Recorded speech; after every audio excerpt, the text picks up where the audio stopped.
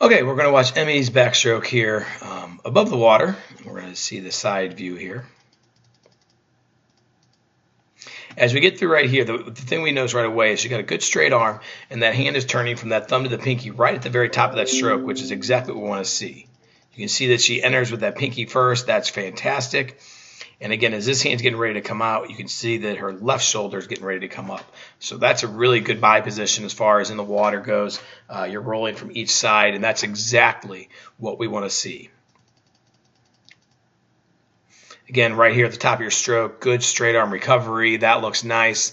Head position doesn't look like it's moving at all. I mean, you're catching good water. You have good white water coming off your feet, so the kick looks great.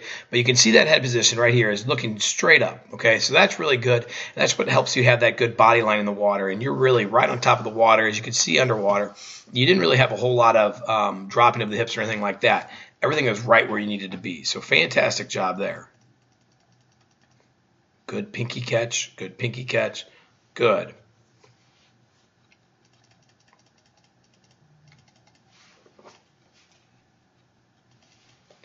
Head position looks good. So we get into that stroke here, into that wall. Now be careful right here. You just, if you noticed, you just got it 1 or 2 strokes past the flags.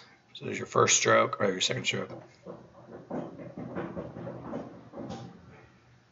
Here's your first stroke. So as you notice here, your head position is in one position here. Right when you get past that flags, now you lift that head up for some reason. So once you lift that head, you're going to drop your hips a little bit. You don't want to lift that head. Keep that head back in that body position all the way through.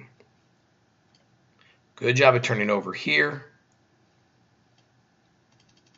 As you flip, you can see that those feet are really close together.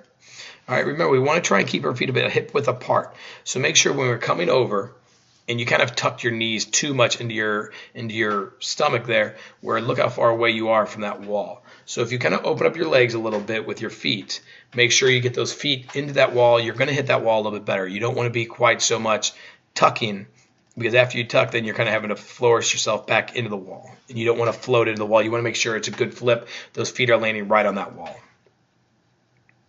You can see right away here that you started that dolphin kick really too quick. At this point here, you've done 2 dolphin kicks, and that's where you should probably be doing your first dolphin kick. That's about 1.5 to 2 seconds off that wall. So if you can actually work your streamline a little bit better, hold it a little bit longer before you start that dolphin kick, you're going to find a lot more success, and you're going to find that you're going to be able to get out a lot farther.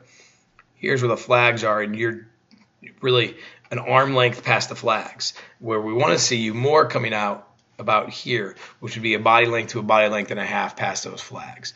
And again, as we kind of talked underwater, your breakout, you can see half that arm is above the water, while this arm has just barely started that stroke. So we got to make sure we're deeper, and we got to make sure we have a little earlier of a breakout so that you're able to get in that stroke right away. Once you get into the stroke, I mean, good head position, good legs, nice swimming. We really like all that. So keep it up, but break out a little bit earlier. Make sure your feet are separated a little bit on that flip turn, and hold that underwater dolphin kick a little bit. Good job, Emmy.